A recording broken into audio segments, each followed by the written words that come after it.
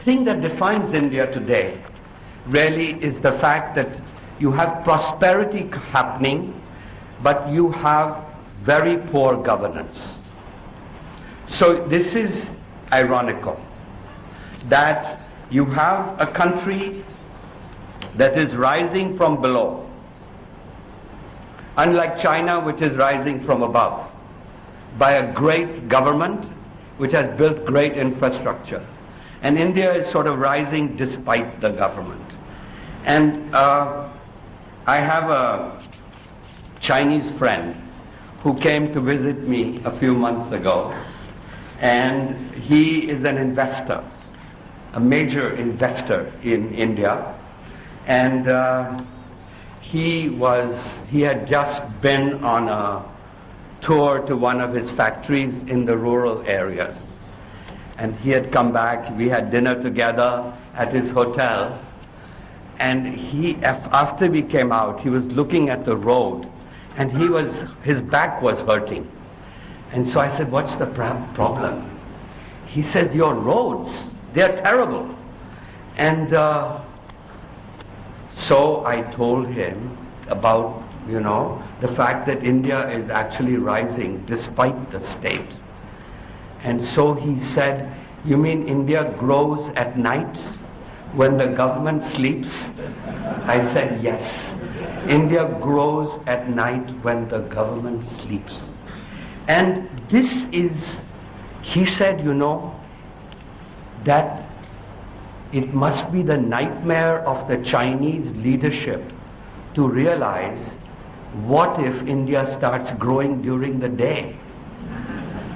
Now, he was right, because India does need to grow during the day. Sri Lanka also needs to grow during the day. And what do you need to grow during the day? You need essentially to have better governance. And we were talking about making Sri Lanka an attractive destination. Well, investors want predictability, and governance gives predictability. More than even infrastructure, it's governance that matters. And so people make the mistake in the last, President Bush came to India, and of course he was comparing India and China, and there was a lot of talk at the time about who will win the race. And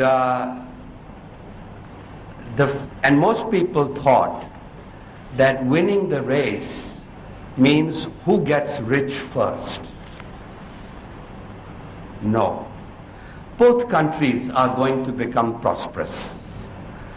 With a 7-8% growth rate, the fact is they will turn middle-class countries. China well ahead of India. But the race is between which country will fix its government first. If China fixes its politics before India fixes its governance, China will win the race. And if India fixes its governance before China fixes its politics, India will win the race. That is the race. And it's a very difficult one. And nobody knows who will win that race. And so, I think that the key lesson that we are learning from around the world is that it is not just free markets, liberalization. Surely, that's what's contributed to India's growth. Liberalization, free markets, and the reason we are stuck right now is because we have not reformed. We have not done the second generation of reforms in India, and corruption occurs when you don't do the reforms. The best friend of corruption is no reforms, bad governance. And so The lesson here is to get the governance right. If you get the governance right, the private sector in Sri Lanka will just take off. If you don't get governance right, then you'll have crony capitalism. And crony capitalism means that you will never make it. And as far as China and India are concerned, they both think that they will become rich one day. They will reach $40,000 American per capita income. They will not.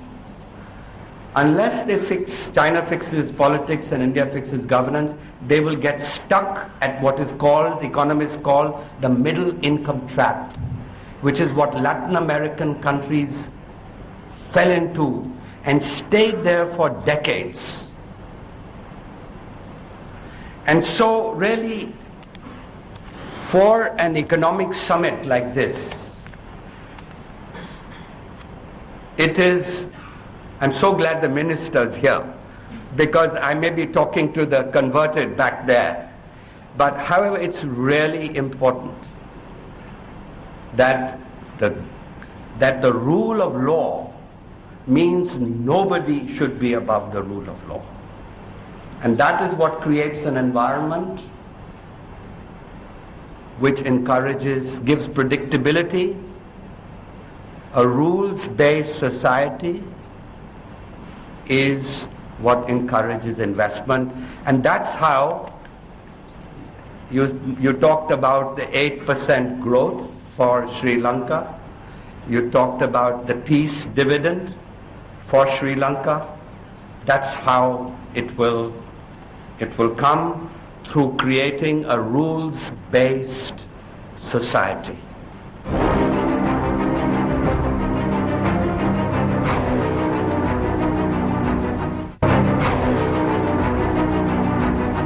So really, when I think about India at least, I have a book coming out later in September, which is in fact called India Grows at Night, and where the subtitle is A Liberal Case for a Strong State. Now the classical state, the classical liberal state, had three characteristics. One, that it had an executive that could move rapidly when needed. The problem in India is paralysis, total paralysis. Especially since this Anna Hazare movement against corruption, politicians are scared to make a decision. Bureaucrats were already scared to do anything, so they have stopped doing anything.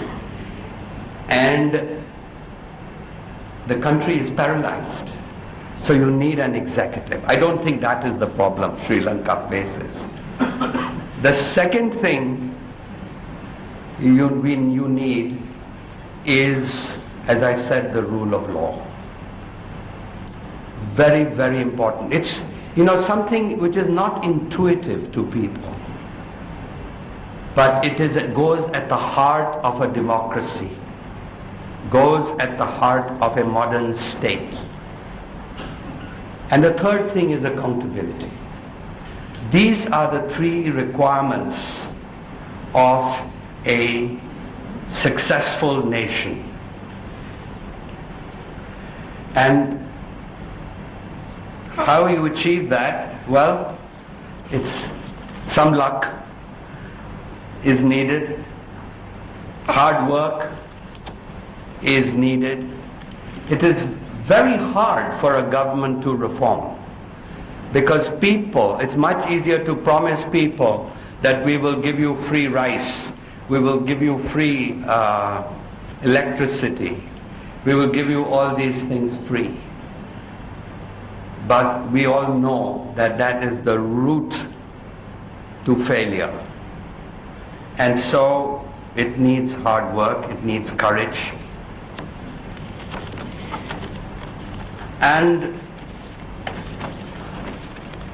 I think it needs reformers.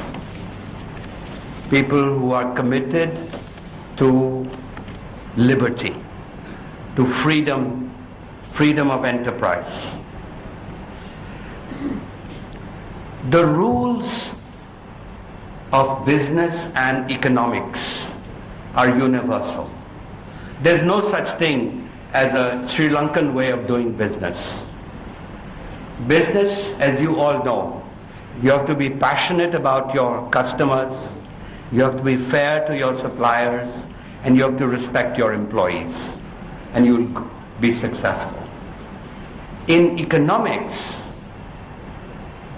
you have to keep markets free. You have to, again, it's about